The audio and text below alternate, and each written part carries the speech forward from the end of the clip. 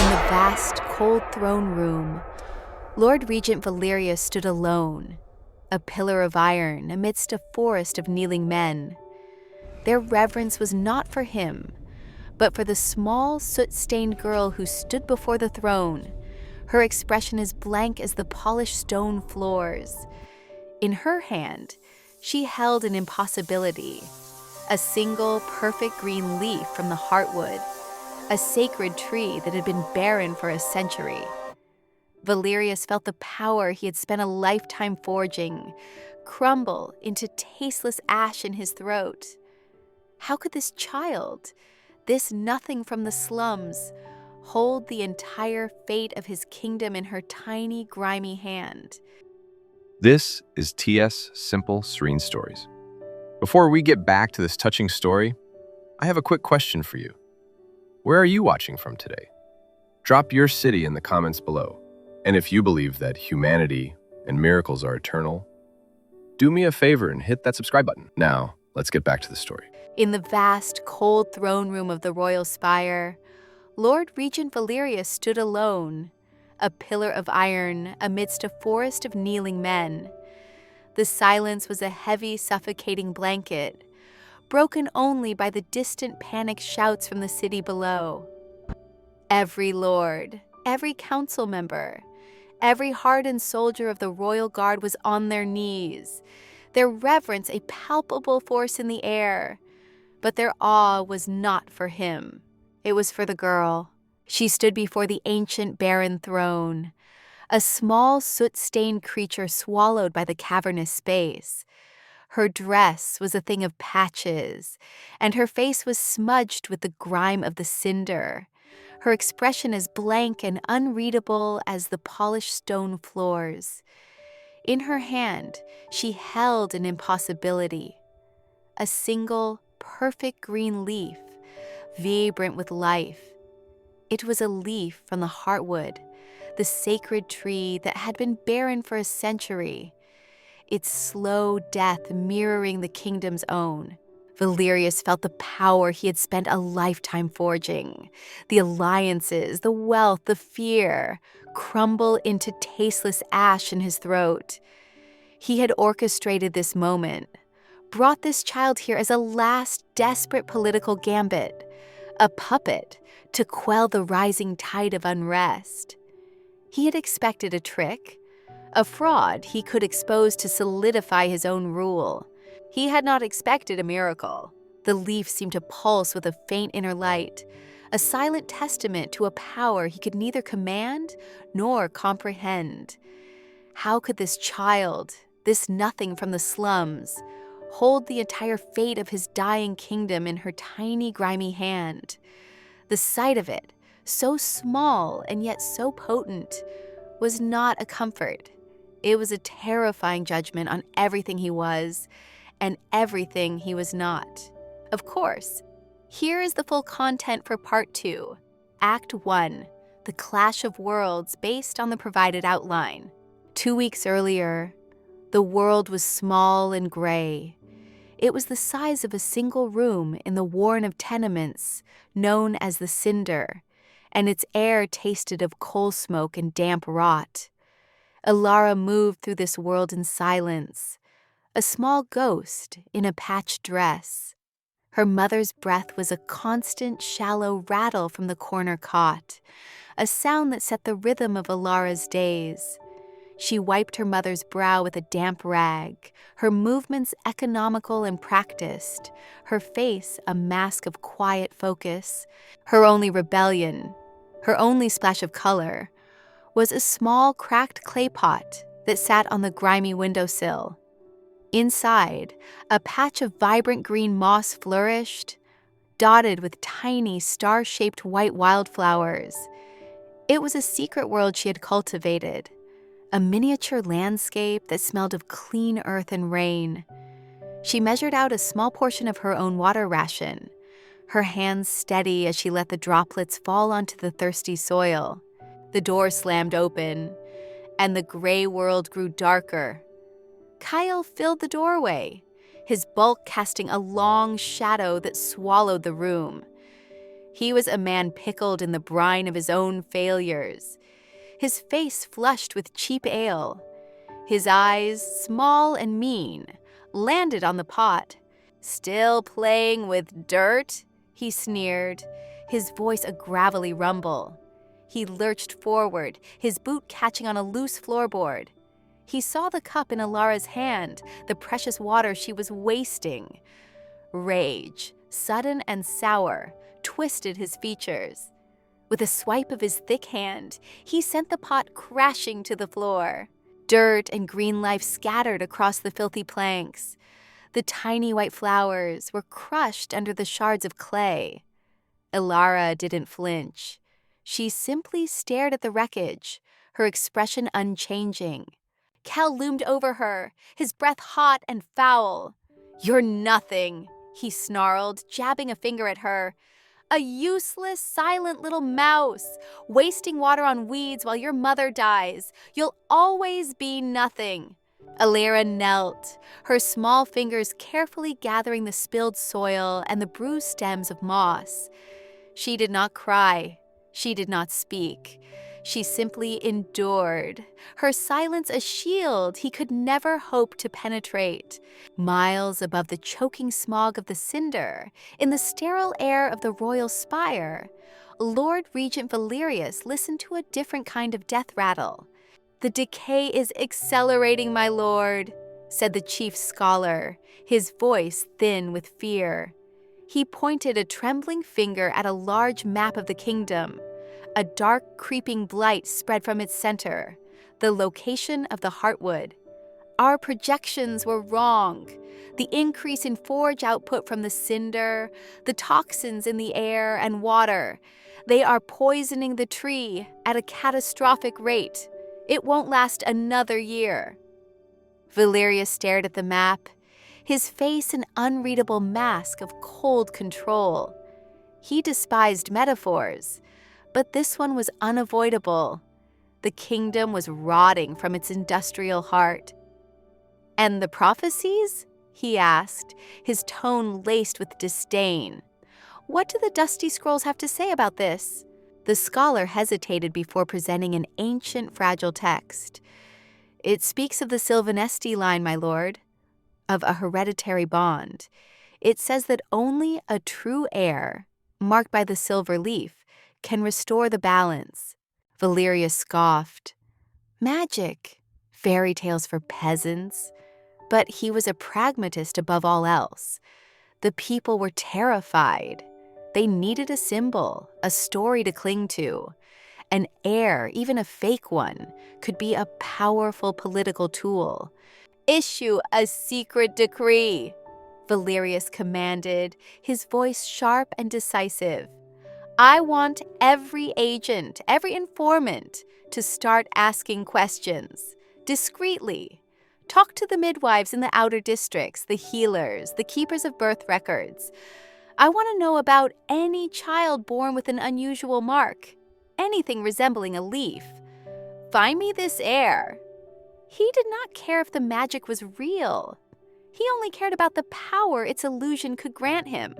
The search was a quiet, creeping thing. For weeks, Valerius's agents moved like shadows through the city, their questions wrapped in casual conversation. They drank in taverns, listening to gossip. They paid midwives for old records, citing a census. The whispers led them down countless dead ends. A boy with a birthmark shaped like a smudge, a girl with a scar from a burn. The cinder was the last place they thought to look. Hope, like everything else, was not meant to grow there. But then came a single, credible lead. An old healer, her memory jogged by a silver coin, recalled a baby girl born 8 years prior, a sickly child, with a strange, shimmering mark on her wrist. The family was that of a failed blacksmith named Kale. Captain Thorne felt the oppressive weight of the cinder the moment he passed through the outer gate. The air was thick, the faces of the people etched with a weary resignation. He was a man who revered the old ways, whose grandmother had filled his head with stories of the Sylvanesti kings and the silver leaf mark that was the sign of their bond with the land. He had thought them only stories, but as the kingdom withered, he had begun to hope they were more. He found the hovel easily. When his guards entered, Kyle was belligerent, his fear manifesting as bluster. Ilara stood behind him, a silent shadow. The questioning was tense, Kyle's answers evasive and laced with contempt. "Enough of this!" Kale finally roared, grabbing Ilara by the arm to shove her toward her mother's cot. "She's seen nothing. She is nothing. Leave us be." The rough motion pushed the frayed sleeve of her dress up past her wrist. For a single stunning moment, it was visible to all. There, on the pale, thin skin of her inner arm, was a mark. It was not a scar or a smudge, but a delicate, intricate shape, like a silver leaf, shimmering with a faint ethereal light in the gloom of the room. The guards fell silent. Kale stared, his jaw slack with disbelief. Captain Thorne felt the stories of his childhood rush back, the weight of a century of loss and hope settling upon him. He saw not a grimy street urchin, but the last vestige of a sacred line. His soldiers' discipline, his regent's orders, all of it evaporated, replaced by a reverence so profound it buckled his knees. He dropped to the filthy floor, his armor clanking in the sudden, deafening silence. He bowed his head. "My queen," he breathed, his voice thick with an emotion he hadn't felt in years. It was the sound of a prayer, finally answered. The royal spire was not a home. It was a gilded cage. Ilara was moved into a suite of rooms larger than her entire tenement block, filled with furniture so ornate it seemed to scream. The silk sheets felt like spider webs against her skin. The rich, spiced food sat like a stone in her stomach.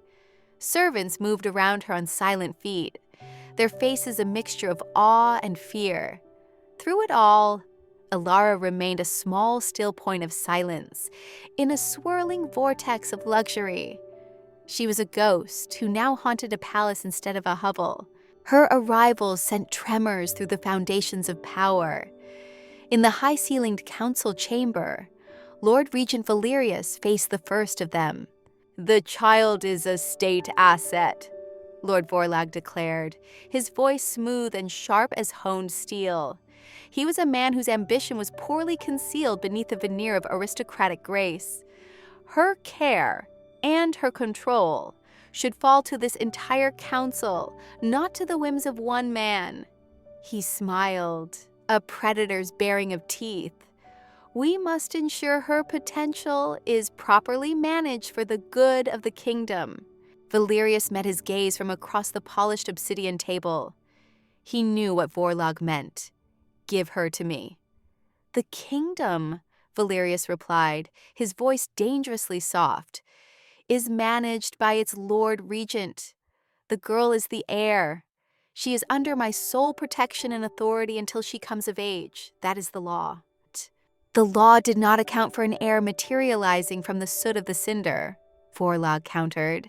"She is a special case." "She is," Valerius agreed, letting a cold silence hang in the air. "And I will handle this special case. My authority is not a matter for debate." He held Vorlag's gaze until the other man looked away, offering a slight resentful bow of the head. Valerius had won the first skirmish, but he knew this was only the beginning. He was no longer just managing a dying kingdom. He was now shielding his most valuable and most volatile political asset. His attempts to shape that asset were a study in profound frustration. In the quiet of his private study, Valerius tried to train her. He set her before a grand mirror, demonstrating a simple, regal wave. "You will do this," he commanded. When you are presented to the people, Alara stared at her reflection, her arms remaining limp at her sides. He tried words next. You will say a for them for the good of Eldoria. Repeat it. She looked at him, her wide, watchful eyes giving no hint of comprehension or defiance. She was simply absent, a beautiful, useless doll. His frustration mounted, a hot, coiling thing in his gut. This silent, stubborn child was his key to ultimate legitimacy, and she was a broken tool. As his patience wore thin, a young serving girl entered with a tray of chilled water. Her hands trembled under the regent's furious gaze, and the silver pitcher slipped, sending a cascade of water across the priceless Ardani rug. The girl froze, her face draining of all color. My lord, forgive me.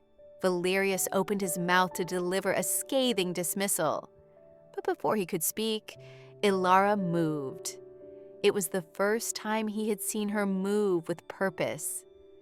She slid off the ornate chair, took the untouched silk napkin from her place setting, and knelt on the floor. She began to carefully blot at the spreading stain, her small hands working alongside the terrified servants.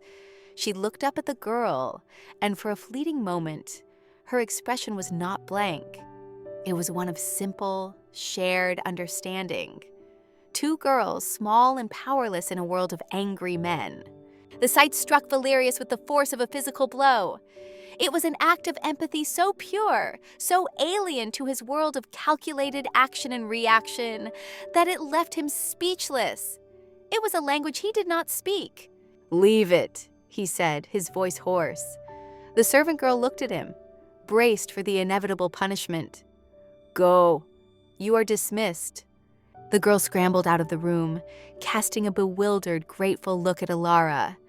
Valerius stared at the damp spot on the rug, a dark stain in his perfectly ordered world. He had just shown mercy.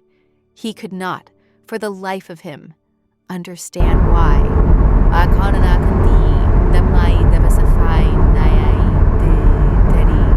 Sanctuary was a place no one else wanted.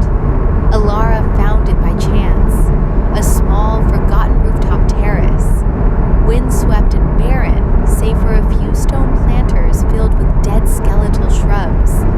It became her secret. Over days, she smuggled handfuls of dirt from the palace gardens in the pockets of her new, ridiculously expensive dresses. She used a silver dessert spoon, stolen from a dinner tray, as a trowel. Meticulously, she recreated her lost world, planting the bruised moss stems and the few wildflower seeds she'd managed to save.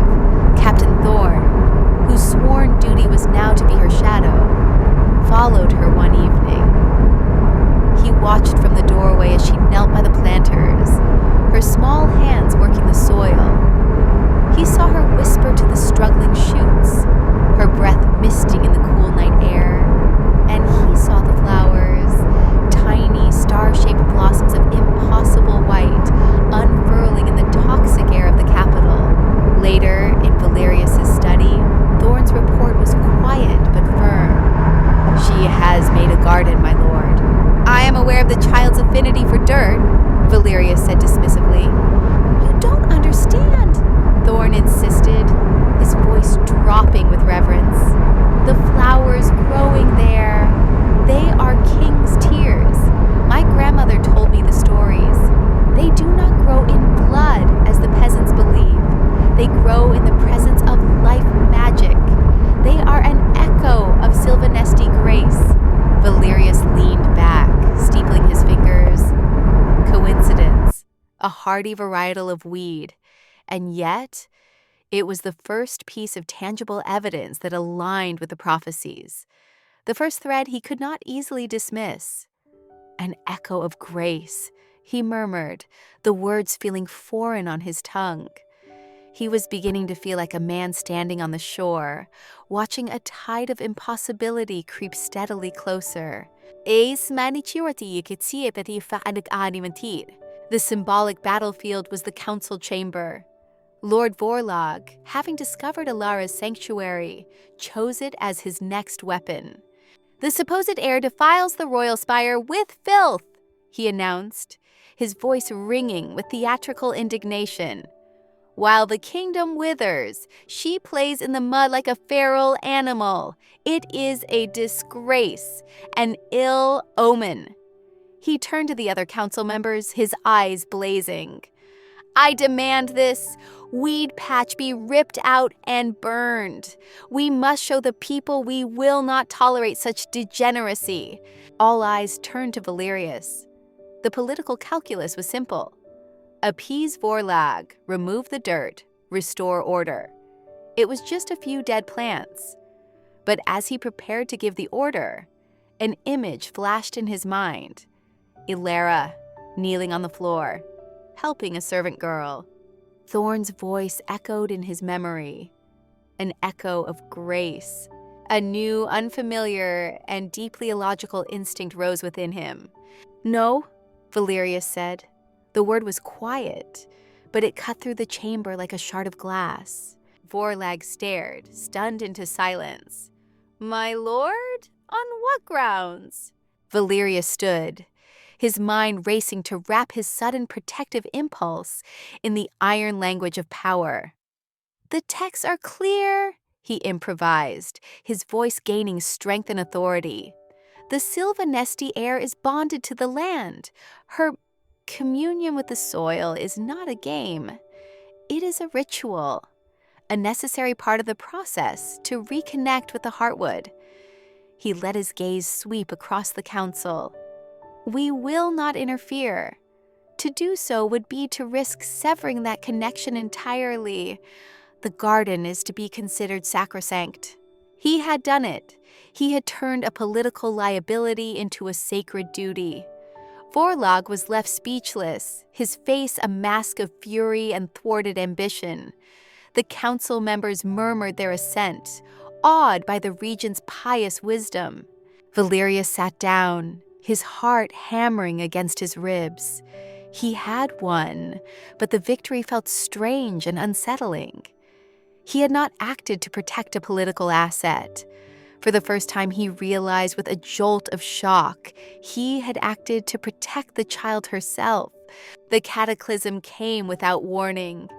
A deep groaning crack echoed from the heart of the city, a sound like the world breaking a bone. It was followed by a tremor that shook the royal spire to its foundations, rattling windows and sending dust raining from the high ceilings. From the balconies, they could see it. A great limb of the heartwood, thicker than a dozen men, had torn away from the ancient trunk and crashed to the ground, leaving a splintered, gaping wound. The ground around the tree was dead, a circle of gray, cracked earth. Panic, a long simmering pot, finally boiled over in the city. Riots broke out in the outer districts. The people saw the tree's wound as a final, fatal omen. Lord Vorlag seized the moment. In an emergency session of the council, he was a circling vulture, his voice ringing with righteous fury. "Weeks," he thundered, his gaze sweeping over the pale, frightened faces of the other lords. "Weeks the regent has hoarded this supposed heir, indulging her childish games with dirt and weeds. He has protected her rituals while the kingdom crumbles. This is not leadership, it is madness." He pointed a damning finger at Valerius. "Your methods have failed. The heartwood is dying, and your precious asset has done nothing. It is time for this council to take control before there is nothing left to save." Valerius felt the walls of his authority cracking. The council members, their fear overriding their loyalty, were beginning to nod in agreement. Every calculated move, every political shield he had erected was failing. The pressure was immense, a physical weight that threatened to crush him. He was losing control. He stormed from the council chamber, his black robes billowing behind him like storm clouds. He found Ilara where he knew she would be, on the windswept rooftop terrace, kneeling by her small, defiant garden. She was humming, a soft, tuneless sound, as she gently loosened the soil around the roots of a king's tear with her stolen spoon.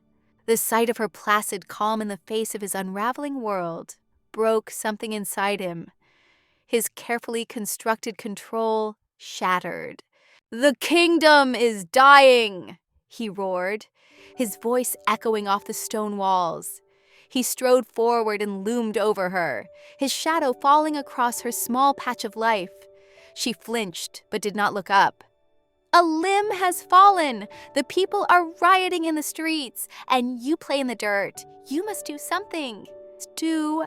He reached down, his hands closing on her small shoulders. He shook her, not with true violence, but with the desperate, frantic energy of a drowning man. "Do you hear me? You're their only hope. Do something." Pushed to her absolute limit, her sanctuary invaded, her body trembling in his grip, Elara finally broke her silence. She looked not at him, but at the parched, thirsty soil of her planters, then out towards the distant, wounded silhouette of the heartwood. A single tear traced a clean path through the grime on her cheek.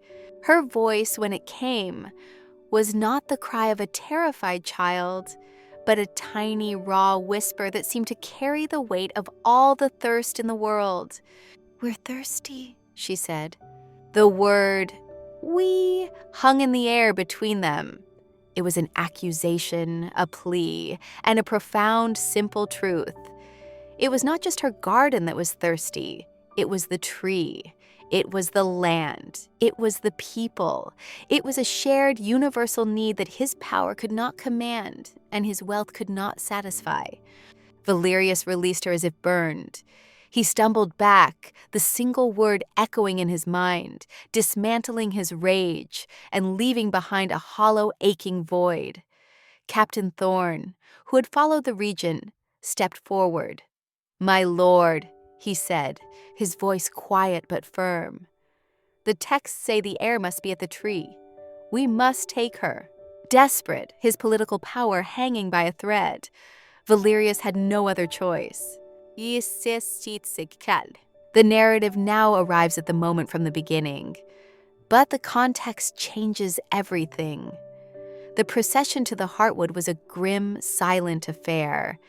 They stood before the ancient, dying giant, a small crowd of desperate lords and guards surrounding a little girl in a patched dress. Forlag watched from the side, his face a mask of smug certainty, waiting for this final pathetic attempt to fail. Valerius watched Elara, his heart a cold knot of dread.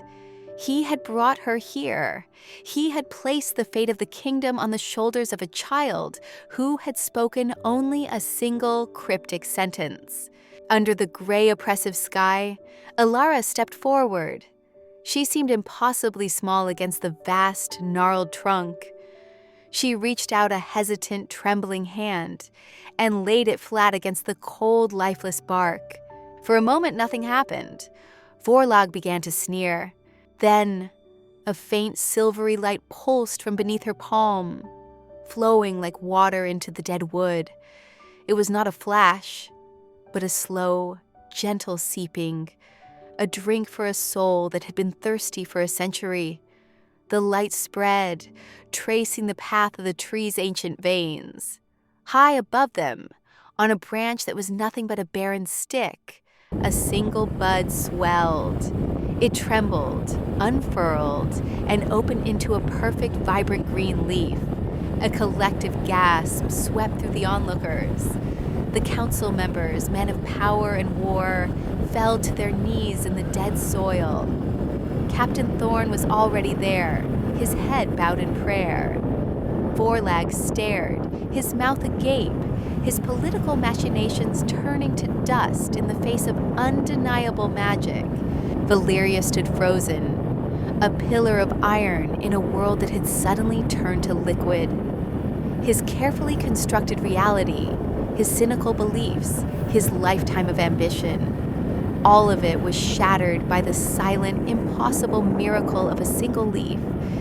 His world was broken, and in its place stood a small, silent girl who was not nothing. She was everything. The single leaf changed everything and nothing. Ilara was now an oracle, a living saint. Lords who had once sneered at her origins now bowed low, their voices dripping with false reverence. Servants left offerings of fruit and flowers outside her door. The attention was a new kind of cage, more terrifying than the silence had ever been. The single leaf was a symbol of hope, but it was not a cure. The heartwood remained gaunt and gray, and the kingdom held its breath. Valerius retreated. His opulent chambers, once a testament to his power, now felt like a vast, empty tomb.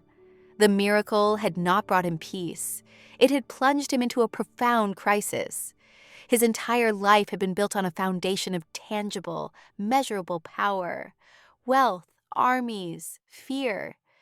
That foundation had been obliterated by a little girl and a leaf.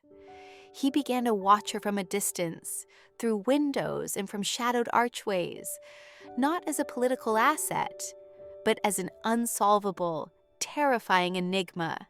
The climax of his life came not in a throne room or on a battlefield, but on a windswept rooftop. He saw Ilara on her terrace, struggling. A recent rain had filled a large barrel, and she was trying to carry a heavy wooden bucket of water to her planters, her small frame straining, her knuckles white with the effort. His first instinct, born of a lifetime of command, was to summon a guard. The words formed in his mind. "You there? Help the child." His mouth opened to shout the order, but he stopped. He watched her determined struggle, the sheer, stubborn will of it. She took 3 steps, her arms trembling, and set the bucket down to rest. She took a breath, then gripped the handle again. It was a battle she was fighting, small and silent and utterly vital. He walked out onto the terrace. The wind whipped at his fine robes.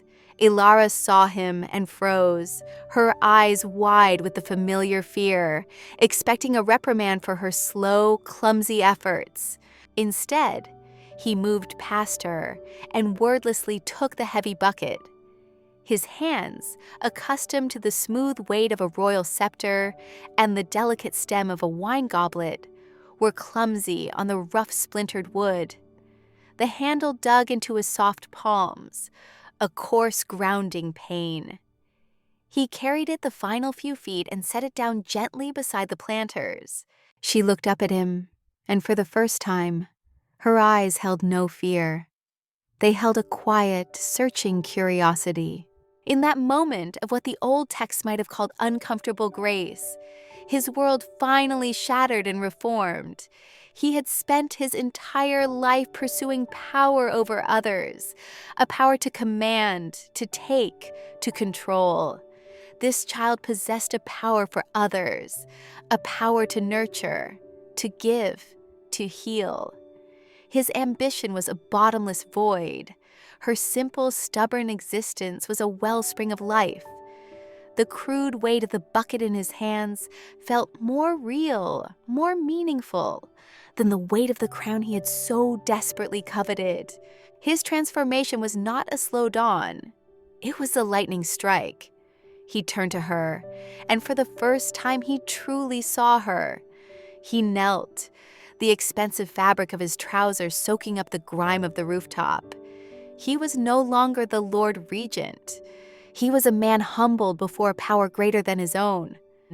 "What does it need?" he asked, his voice raw with an emotion he couldn't name. He was not asking the heir. He was asking the gardener. He was asking about the heartwood. Ilara looked from the kneeling regent to her small, resilient garden, the only home she had truly known. Her voice, when she answered, was no longer a whisper. It was quiet, but it was clear and confident. "Home," she said. "It needs the soil that remembers how to survive." Valerius understood. He organized a convoy the next morning. It was not comprised of soldiers in shining armor, but of the royal gardeners, their faces weathered and their hands calloused, pushing carts filled with empty burlap sacks and iron shovels. They returned to the cinder. The grimy streets fell silent as the procession passed, the people staring in disbelief at the sight of the Lord Regent walking on foot through their forgotten district. They arrived at the hovel, a place of misery that was about to become a sacred site. Cale was there, drawn by the commotion. He saw Valerius, he saw the guards, and then he saw Alara, standing not behind the regent, but beside him. The bitter rage drained from the blacksmith's face, replaced by a slack-jawed primal fear. He collapsed onto the street, a cowering, apologetic wreck. Alara stepped forward, her small form casting a long shadow in the morning light. She looked down at the man who had called her nothing. Her voice was steady and clear. "I forgive you," she said, and the words were not for him, but for herself. A release. Then she met his gaze. But forgiveness does not mean forgetting. It was a statement of immense power, delivered with the quiet grace of a queen. Valerius looked from the broken man to the resolute child. He turned to Captain Thorne. "Find this man work in the royal forges," he commanded. "He will be supervised, but he will have a purpose." It was a solution of mercy, tempered with a new, unfamiliar wisdom. Then he turned to the gardeners. "Dig," he said, gesturing to the dark, toxin-rich earth around the hovel. They began to work, carefully excavating the soil that had nurtured Alara, collecting cuttings from the rooftop garden, the resilient life born of the kingdom's harshest, most neglected corner. They were not just gathering dirt, they were gathering hope. The healing was not an explosion of power. It was a quiet act of gardening before the silent, watchful crowd of nobles and commoners. Alara did not perform grand magic. She knelt at the base of the heartwood and began to tend to it as she had always tended to her small, secret garden.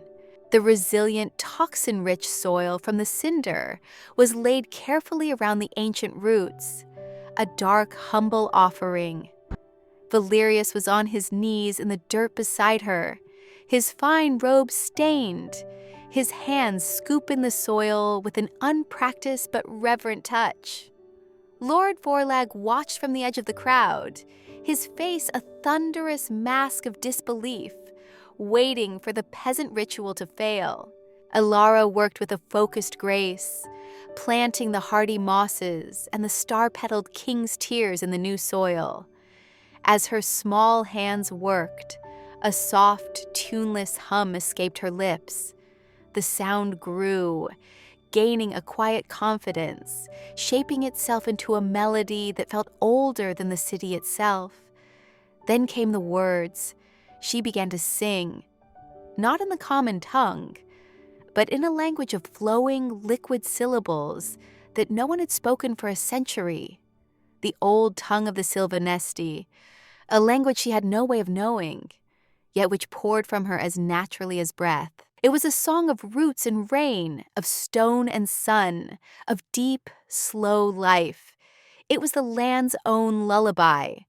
As she sang, the faint light returned, pulsing gently from the tree, no longer a desperate flicker, but a steady rhythmic heartbeat. The sight of the Lord Regent, the most powerful man in the kingdom, humbled in the dirt in service to a child's song, silenced every doubter. It was a more profound display of power than any army or decree. Vorlag, defeated not by force but by faith, simply turned and disappeared into the crowd. The healing, like all true healing, took time. Over the following weeks, a slow, undeniable miracle unfolded. The heartwood drank in the nourishment from its native soil, and a flush of green crept up its ancient limbs. New leaves unfurled, then branches, until the great tree stood lush and vibrant against the sky. As the heartwood revived, so did the city. The oppressive gray smog began to thin, the air losing its acrid metallic taste. One morning, in the clean-walled infirmary of the royal spire, Alara's mother took a deep, clear breath for the first time in years. The lung dust, which had afflicted so many in the cinder, began to recede across the district. The health of the land and the health of its people were one and the same. Valerius, true to his transformation, began the work of civic healing.